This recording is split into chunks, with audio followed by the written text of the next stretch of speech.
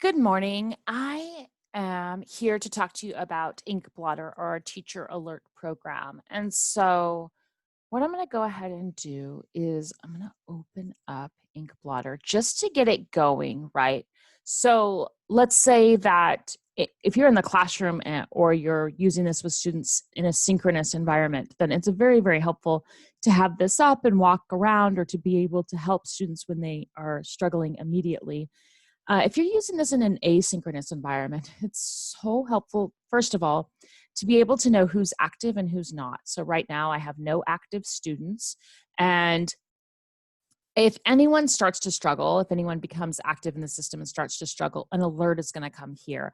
But I don't have to be in this screen. So, what I'm going to do right now is I'm going to come back here.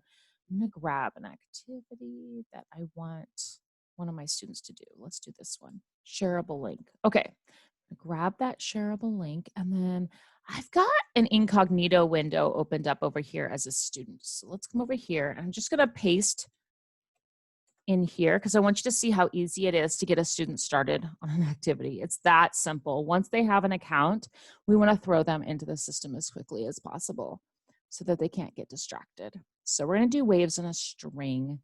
I really just love this guy, and I love the visual of the waves in the background. I always really struggled with waves with my students. Like, some students really get waves, like with the typical waves labs that I think every physical science teacher has used.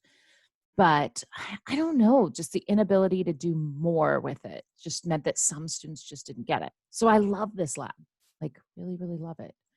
Tension of the string.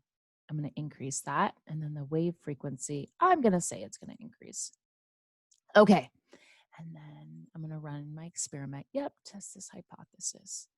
And so if we go back to my teacher account, there's no alert because I didn't do anything wrong. So there's no alert that's going to show up. But you will be able to see that Julian is active right now. So, um, so let's go back to Julian. All right, let's run this trial. And add that. And then this is my favorite part of pretending to be a student. I just get to make random selections and make stuff look cool. All righty. Let's. And then Rex is going to pop up. Be like, you're not designing a controlled experiment. I can get more help if I want to, but I can also just click OK.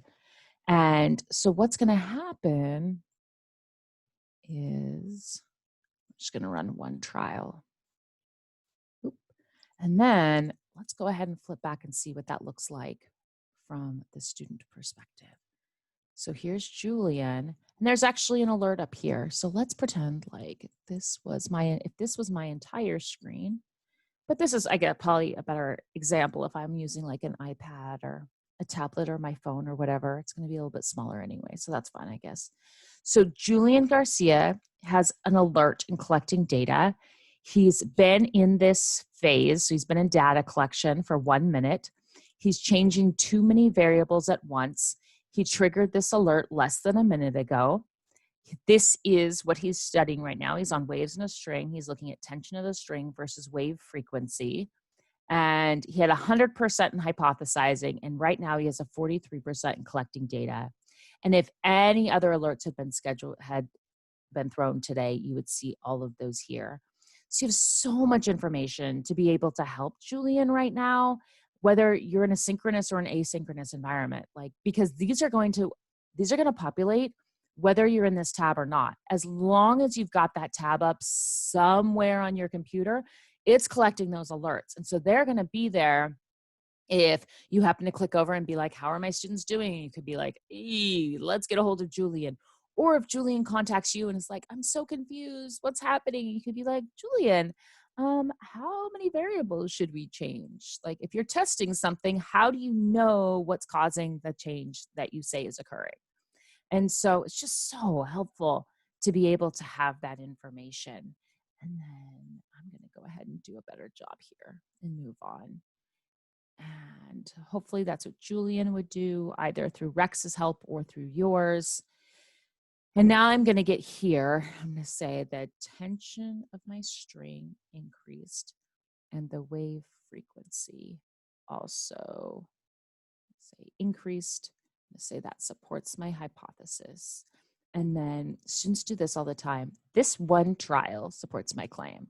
So I'm going to say, and he's going to be like, not quite, buddy. Like, you need more than one trial to support your claim. And so this is the thing students really struggle with right here, is making sure that they don't choose trials where they changed a bunch of things. Like, this is a really hard skill to learn. Like, adults really struggle with this skill. So we want to make sure that they're choosing trials where they only changed the independent variable, or they didn't change other things.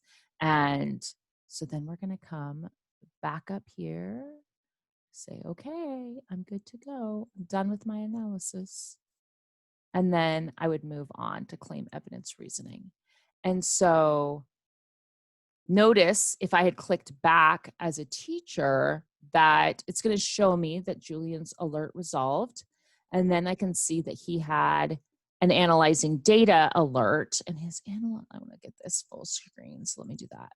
His analyzing data alert was that, see, it says his alert was resolved. Like, it's even telling me like, hey, the alert was resolved. And he did not select enough trials to use as evidence. But then it's telling me, hey, Rex helped him, or he figured it out. It was resolved without my help. So nice to be able to see those alerts, but also to see that they were resolved on their own, to be able to see how Julian is doing.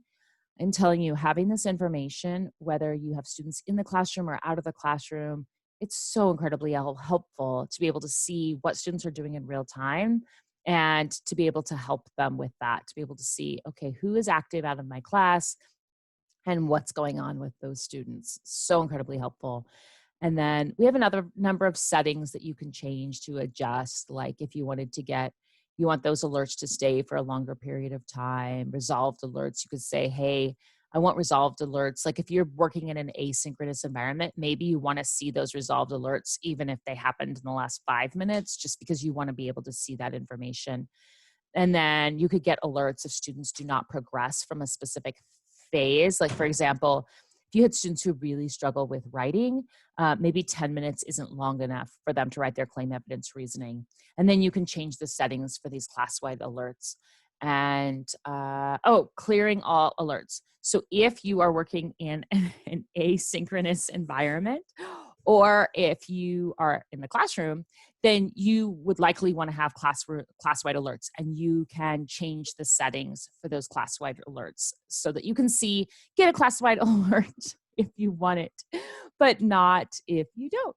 So I think that's all I wanted to show you today about Inq and teacher alerts, and my co-host decided to join me.